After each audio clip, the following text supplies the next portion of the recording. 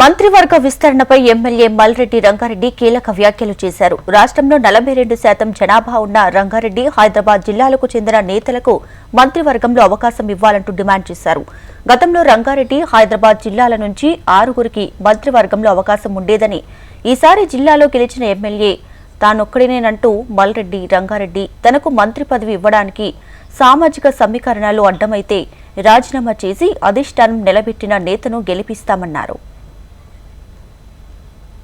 ఎప్పుడు ఈ రాష్ట్రంలో ఎప్పుడు మంత్రివర్గం విస్తరించినా మా ముఖ్యమంత్రి గారు అధిష్టాన వర్గము తీసుకున్న నిర్ణయము ప్రకారంగా మంత్రివర్గ విస్తరణ ఉంటది. వాళ్ళకి తప్పకుండా తెలుసు. హైదరాబాద్, రంగారెడ్డి జిల్లాలో 44% ప్రజలున్నారు.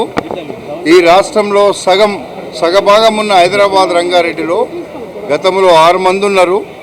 ఈరోజు ఒక్కరు కూడా లేకపోతే సగభాగం ఉన్నటువంటి మంత్రివర్గంలో మంత్రివర్గంని విస్తరించినప్పుడు హైదరాబాద్, రంగారెడ్డి జిల్లా ప్రజల కోసం, హైదరాబాద్ జిల్లా, రంగారెడ్డి జిల్లాలో ఉండేటువంటి ప్రజా సమస్యల మీద మాట్లాడడం కోసం తప్పకుండా గతంలో ఉన్న 6 మందిలో కనీసం గెలిచినలో రంగారెడ్డి గ్రేటర్ హైదరాబాదులో పరిధిలో నేను ఒక్కరిని గెలిచినాను.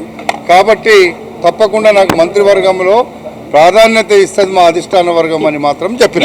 నేను ఒకవేళ ఎక్కడైనా సామాజిక వర్గాలకు నిజంగానే న్యాయం జరుగుతలేదు అనుకుంటే అప్పుడు తప్పకుండా జిల్లాకు అన్యాయం చేయొద్దు.